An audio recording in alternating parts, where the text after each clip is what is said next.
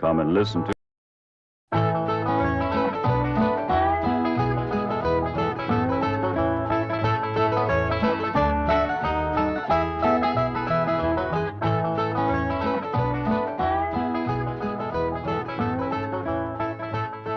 Granny, you out here? I'm over here, Jed. Granny, is that you? Shucks, no, Jed. I got prettier feet than that. Prettier drumsticks, too.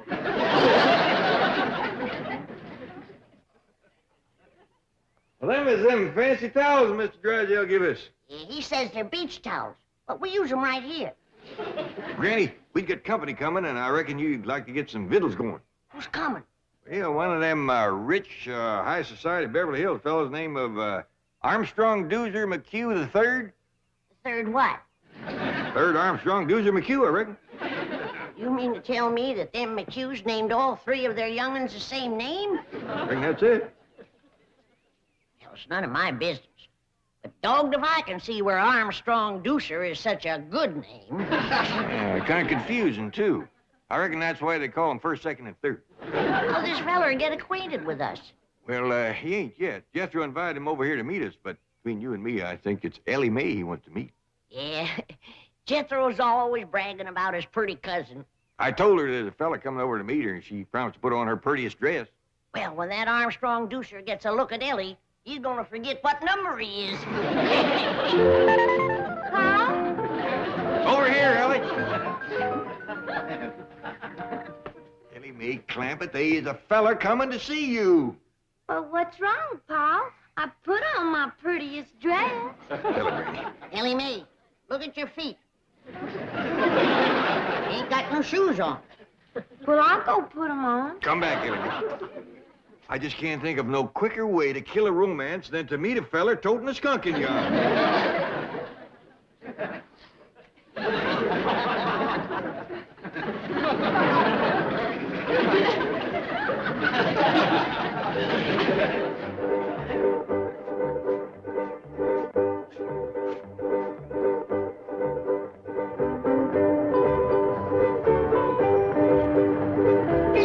Jed, here he comes.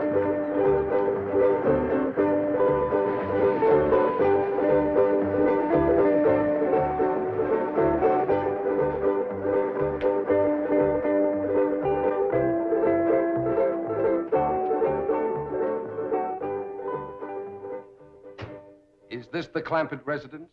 Yes, sir. Thank you. He's older than I figured. And wearing a uniform. Jethro didn't say he was an army. It's all right, Jed. It's Confederate graves. Well, howdy there. I'm Jed Clampett. This here is Granny, and I reckon you must be Armstrong Dueser McHugh III. Oh, no, sir. The second? No, ma'am. That explains him being older. He's the first. Jethro, Armstrong's here. Sir, you don't understand. Excuse me.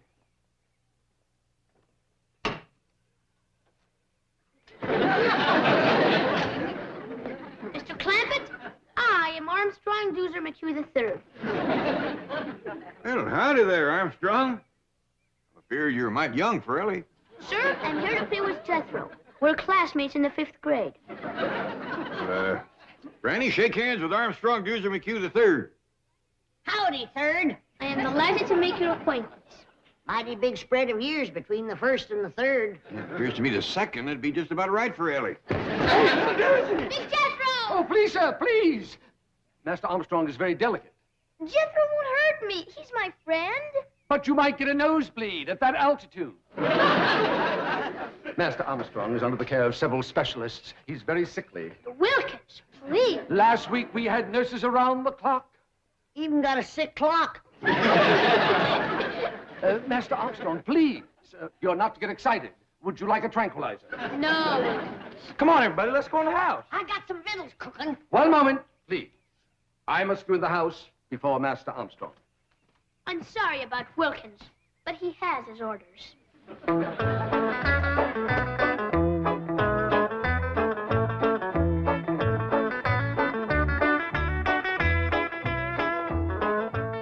What in the Sam Hill are you doing? This is an allergy spray. He ain't got no allergies. Master Armstrong has several. And spray him. You don't understand. This spray settles the dust in the room. Dust in my house? Why, if you weren't wearing the uniform that I dearly love, I'd ram this down your throat and reach in and push the button. Now, Granny, calm down. Well, I just mopped and cleaned in here just this morning. Madam, the air is filled with minute particles invisible to the naked eye. I don't see them. Hope you brought your swimsuit, little Duesy. We got a dandy big cement pond here. Oh, I'm afraid I don't know how to swim. Oh, Jethro will learn you. Sure. Oh, no! Master Armstrong's not allowed in the water. No wonder he's got all them allergies. A good hot bath with lye soap. That's what he needs. Lye soap? Master Armstrong, I don't think I should leave you here. Please, Wilkins. Well, I'll take your temperature and blood pressure before I go. No, Wilkins, I feel fine. Oh, very well. With whom shall I leave the young master's schedule on rest, diet, medication, and telephone numbers of doctors? Well, if it's anything to do with Doctor and Granny, here's the best. Very well. There you are. Now then, antihistamine pills, tranquilizers, acid pills, anti-acid pills, vitamins, iron, liver, yeast extract, antibiotics. Open up, Master Armstrong. It's time for your throat spray. Just a precautionary measure to see that he fights off the respiratory virus. That rascal comes around here, I'll fight him. Over to school, all the big fellas is always picking on little Duesy. But not when Jethro's around. Oh, I almost forgot. The oxygen tent is in the car. Where shall I set it up? Tent? Yes, sir.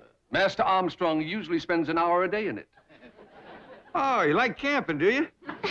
I'll say he does. He's as happy as a itchy pig rubbing against a real fence. Speaking of pigs, I got some hog jowl stewing and a possum pie in the oven for this little feller's lunch. Come on. Hog jowl. Possum pie. Do you intend to feed those things to Master Armstrong? Why, don't he eat that good at home? Oh, he has an extremely delicate digestive system. At present, he's on a diet of special Swiss yogurt. We hunted all over Beverly Hills to find it. Jethro, get out your rifle and hunt down one of them Swiss yogurts. Okay, Uncle Jed. Oh, and I'll take little Duesy along to make sure I shoot the right kind. Sure. Reckon Granny will know how to cook it when she sees it. Is it run or fly? Neither. Yogurt is inanimate. It just lies there. Ain't gonna be much sport to shoot, Jethro. That's a fact. Hi, has anybody seen little Charlie? A dog! Go away. Master Armstrong's allergic to all animals. Ellie! Charlie got in the kitchen. Ah! A skunk! Oh, city feller, I wouldn't do that if I was you. He might just return the favor.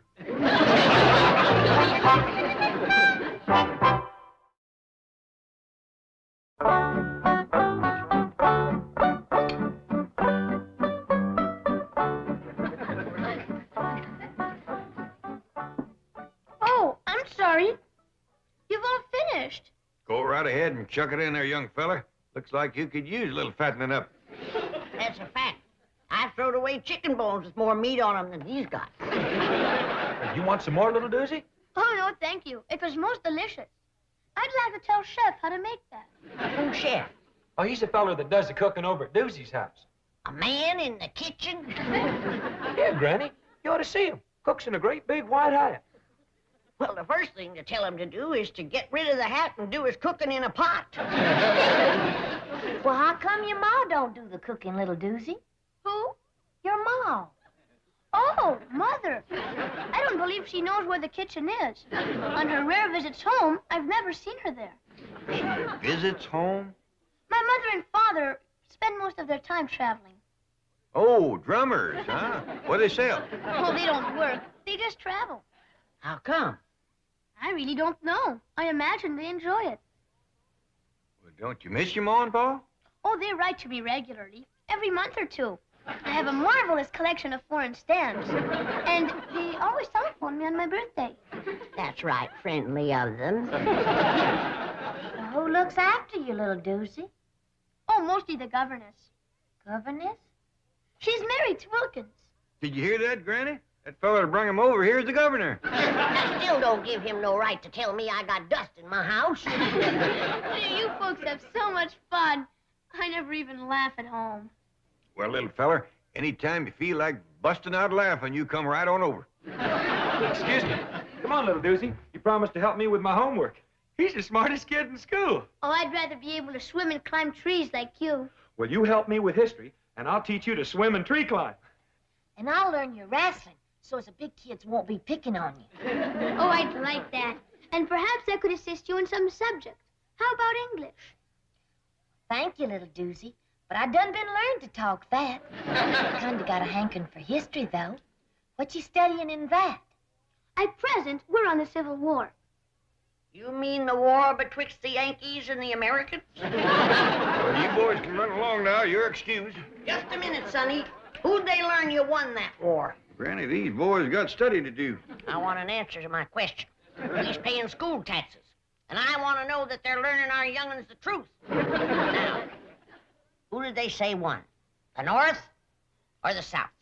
Oh, I wish I was in Dixie down south, the south. Hush up, Jed. I can't hear the boy's answer. Why, madam, every true student of history knows that glorious armies of that brilliant and beloved leader, General Robert E. Lee, were never really defeated. Hallelujah. Stay for supper. Come on, Jethro. Hey, little Duesy, didn't our history teacher over to school say that... Oh, I wish I was in Dixie down south. Smart little feller. But I gotta learn him the right words to Dixie.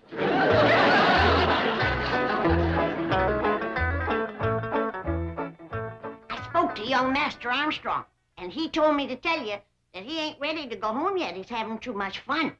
He's not permitted to have fun. It's bad for his blood pressure. Well, I'll tell him when he comes down out of the top of that tree. He's in the tree? Say, that little rascal can climb like a squirrel. Soon as his hands get toughened up, he'll be as good as Ellie Mae. I insist upon taking him home immediately. I told you, he don't want to go home yet. That makes no difference. He's going. Hold on a minute. I don't want to tangle with no soldier in the Confederate grave. This is not a Confederate uniform. Now remove your hand and lead me to Master Armstrong. And if I don't? I'll have to take him by force. Is that a fact? Like Grant took Richmond. What did you say? I shall take him like Grant took Richmond. That's what I thought you said.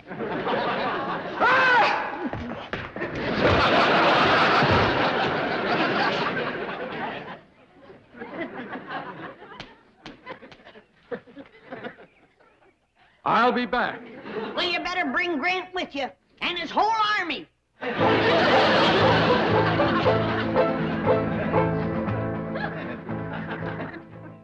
But, operator, I must talk to Mr. or Mrs. McHugh. Have you tried Rome? Paris? How about Zurich? Well, try Zermatt. Maybe they're climbing the Matterhorn. Well, try anyway. Maybe their hotel has a long extension cord. Operator, this is urgent. I thought I told you to skeet out. Call me back. My area code is 417 zone 328, and this is mobile 089-303-52. Never mind. I'll call you.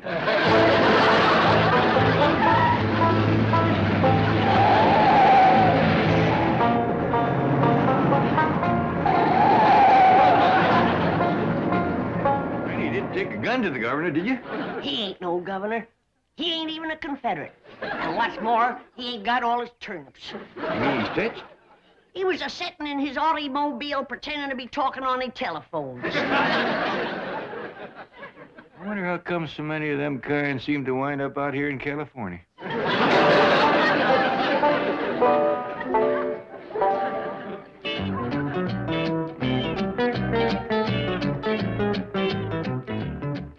Sorry to interrupt, Chief, but Wilkins here has an urgent problem concerning young Armstrong Dueser McHugh III. Oh, what is it?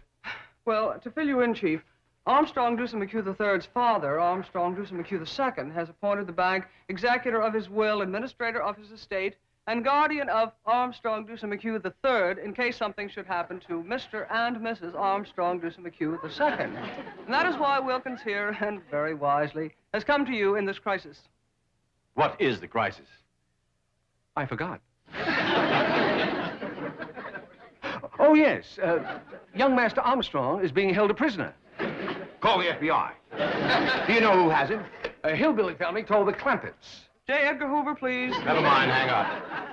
Wilkins, the Clampetts are my next-door neighbors, my largest depositors, and my personal friends. And the very salt of the earth.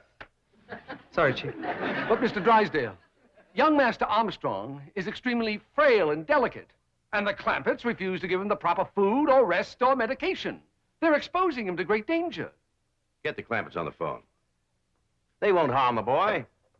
But I'm afraid they already have. They've got him climbing trees and eating possum pie. Delicious. But they're violent people. Granny threatened me with a shotgun. What did you say about the South? The South what? Granny! Jane Hathaway here. Could you call young Armstrong Dueser McHugh III to the telephone? I don't hardly think so. He went out to the cement pond to swim. Thank you, Granny. Goodbye. Nothing to worry about. Master Armstrong is in swimming. But he doesn't know how to swim. But Jethro, I don't know how to swim. Oh, don't let that worry you, little Duesy. We can learn anybody.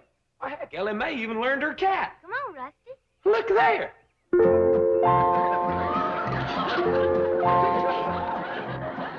Come on, Rusty.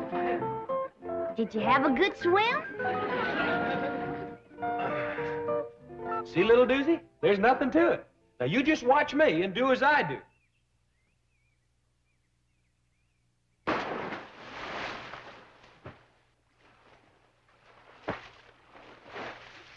Come on, little Duesy. I'm afraid, Jethro.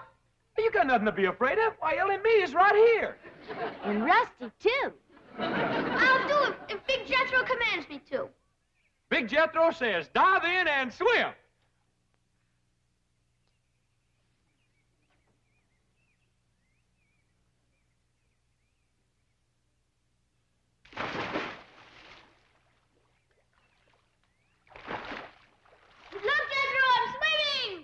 You sure are, little Duesy. You just done swum right out of your swimming suit.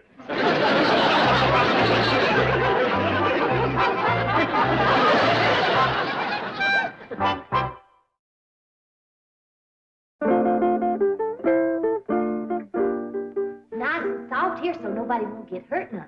Can you really teach me to defend myself against those big bullies at school? You betcha. Now come at me like you're fixing to hurt me. Really ought to learn you on someone bigger than myself. Mr. Poleman? Yes, Miss Clampett. Would you help us out for a minute, please? Why, certainly. What can I do for you? Well, I'm trying to learn this here young fella how to protect himself. Now, you come at me like you're fixing to hurt me. Oh, I don't think I'd better. I was in the Marines, you know, and they taught us some pretty rough tactics.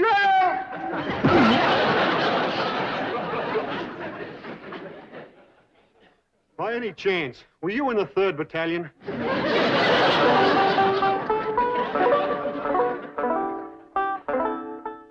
Try that, little Dueser. It works. I'll tell you what you can do. You whittle yourself a whole bunch of these, different sizes, tie them together side by each. You can play a real tune. But I don't have a knife, sir.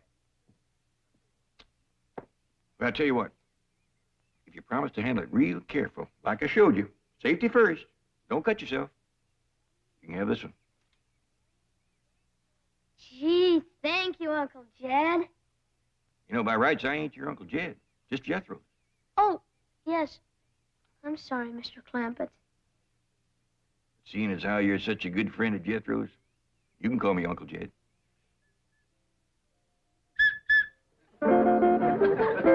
Now remember, Third, you gotta keep your eye on the cork. When the cork starts bobbing around in the water, then you know that a fish is nosing around the bait. And then, when the cork all of a sudden ducks under the water, Then you know old Mr. Fish has grabbed the bait, and you pull him out. Can I hold the line, Mrs. Granny? Sure, you might as well get the feel of it. I caught something! Oh, you couldn't have. There's nothing in there. It felt like a whale. Help me!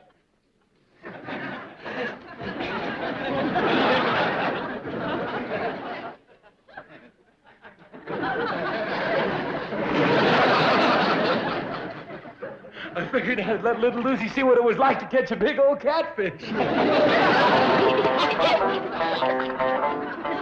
hold it kind of loose this way. You bring your arm back, and just as you let it fly, you give it a little spin.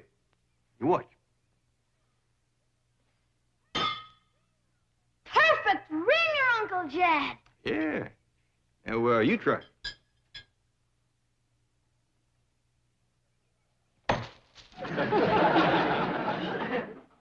Now, you see how handy it is to be able to climb a tree?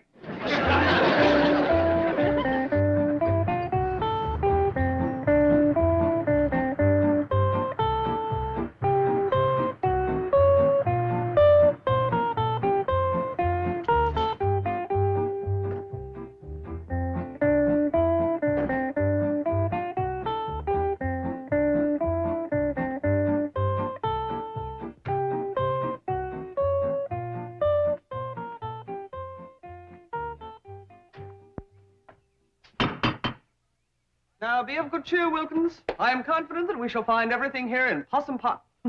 Apple pie order. Howdy, Mr. Drysdale. Well, Miss Jane, Mr. Wilkins, come on in. Gonna bake a tater pie to give to little Dues. And it'll taste so good his toes will curl up in his shoes. To make a tater pie, it takes a lot of possum fat. I don't think that feller chef can bake it in his hat. Greetings, Granny. Hello, Granny. Thought I told you to secede from these parts. Granny. Madam, I demand to see Master Armstrong immediately. Shh, don't wake him up. He's taking his nap. Yeah, you see, he's getting his rest. Needs it, too. Poor little feller's all tuckered out. Which bedroom is he in? Napping right out there in the sun. The sun! His skin is far too sensitive to be exposed to ultraviolet rays.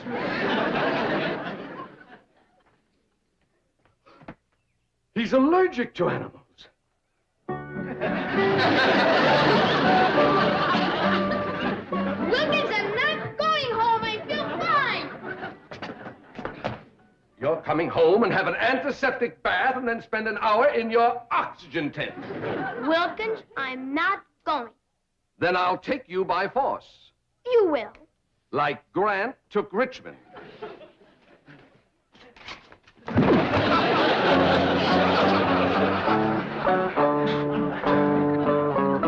Master Armstrong. I'll call you when I need you.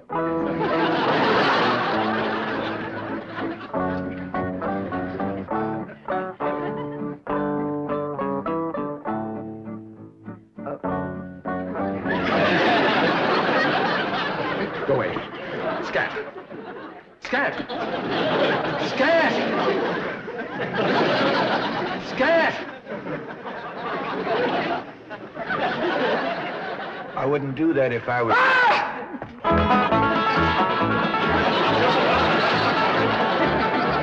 tried to tell him. Yeah?